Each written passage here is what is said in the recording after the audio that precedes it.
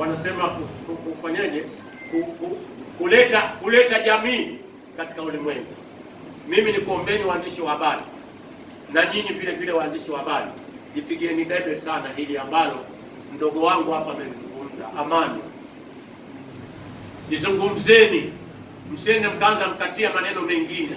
Hapa tunachozungumzia ni amani.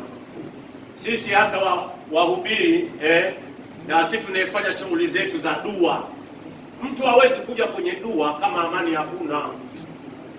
Siku zile 3 alizotangaza mama, haya kaeni ndani, vituo vyote vya dua vilifungwa kwa sababu amani katika majini siku ile yalipumua, kwa sababu amani ndiyo iliyosababisha wapumue, kwa sababu ilikosekana. Kwa hiyo hili tuwe tunaliongelea mara kwa mara, na nyinyi viongozi wa serikali, sisi tunafanya hii kazi ya kutangaza amani, na nyinyi ili litilieni uzito.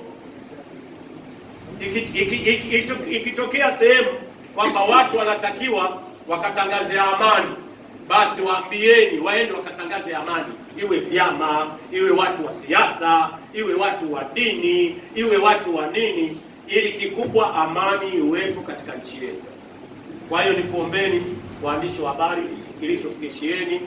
Sisi ni wazee, vijana hawa wamelisema hili, na wao wanatakiwa waendelee bado kubaki. Manake sisi wengine inna lillahi wa inna ilaihi rajiun, muda wowote safari inatukuta, muda wowote.